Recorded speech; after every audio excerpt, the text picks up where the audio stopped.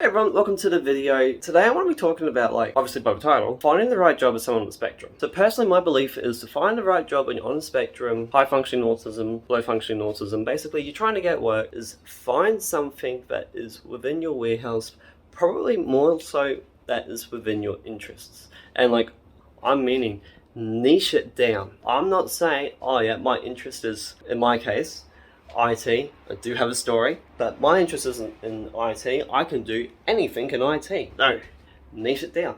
My interest is computer hardware, building computers, fixing computers, learning everything that goes on inside a computer and making it perform to its optimal performance. PC technician. But like I said, I've got a story, so, well, let me share it. So at the start of this year, I was working 8 hours a week at a computer shop. Second wave of COVID hit hard second week of January, where basically all the work dried up. There was no hours for me, and basically come July I found a new job at a point of sales company where I was being a help desk technician, answering phone calls, trying to solve people's issue that they were having with our point of sale software or their computers. So fast forward again, 3 months into this help desk technician job, I noticed that I was going to work sick to the gut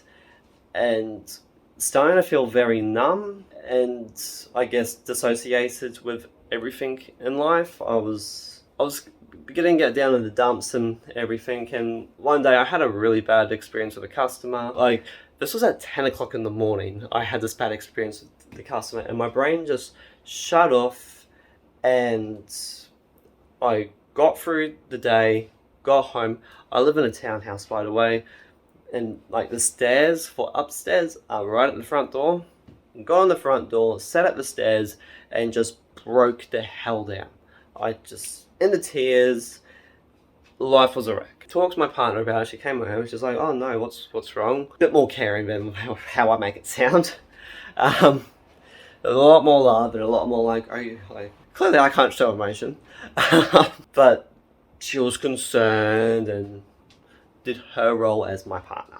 We talked and she was like, "Look, you can't be going to work like this. It's not healthy." And my argument to that was, yes, but I'm the only one working. Sure, you get money from the government. If I quit, I will get money from the government. But that's not how life should be. Trying to have us as a family unit move on, provide for you, provide for my stepson, provide for my daughter, as well as myself. I got to keep working. And she's like, yeah, okay. I'm hearing your point, but you can't keep doing this. It's not healthy on you, and once it's not healthy on you, it will eventually become not healthy on us as a family unit. And I'm like, yeah, okay. But I've got to keep working. I got real stubborn and, Asperger's and whatnot. Her response was, fine, let me call Peter, my old boss from the computer shop. And I'm like, don't worry about it. They don't have any work for me. Don't worry about it. She goes, no, I'm going to do it. I'm going to contact her. And I thought that she was just going to walk in and whatnot. That was what she told me. He wasn't there. She called and basically got him to call her back. She explained what was going on and was like, look, one of the other guys, he's just handed in his resignation half an hour ago. He's got 2 weeks still with us, but, send Jackson through and I'll have a chat and we'll go from there. So I met up with him. Long story short, it was basically, can you handle the workload? I went, yeah, I can handle the workload. It's just what I'm currently doing for now for work I'm not handling. He's like, yep, cool. Welcome back aboard. I went, awesome. Pleasure to be back. So 2 weeks later, I'm having, my first day back, however you want to call it.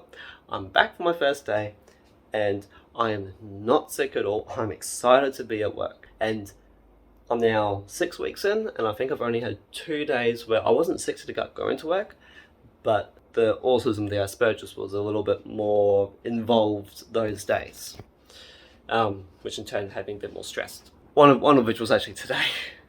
Let's be fair. So what I found was challenging with the previous job was there was no, to me, continuity. Actually, one of the other guys I worked with there, he was on the spectrum of Asperger's as well. And I guess in that sense, it really shows that you've really got to find a job that meets your individual criteria. Okay?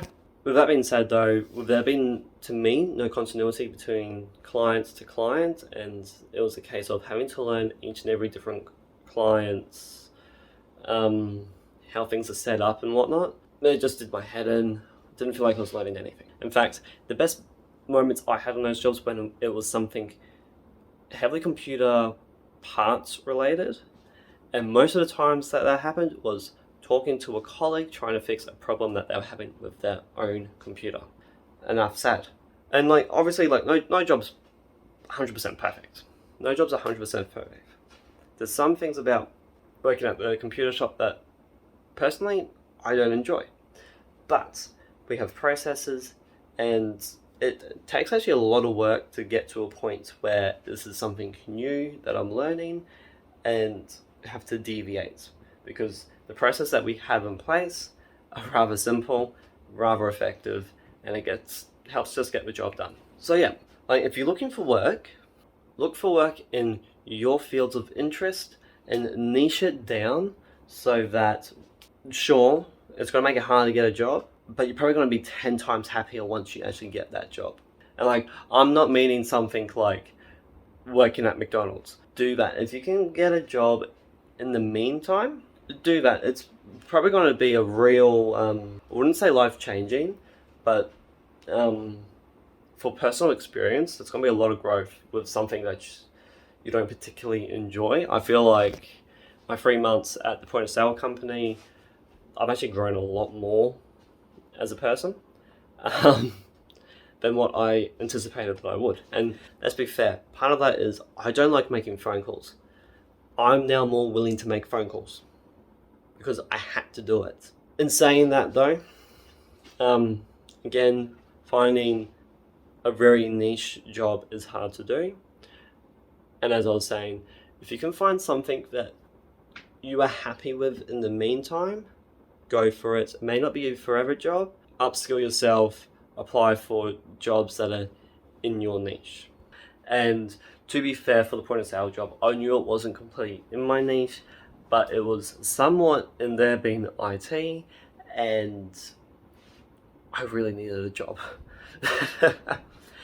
Anyway, I want to thank you all for watching. Do hit that thumbs up button, do hit that subscribe button down below. See ya.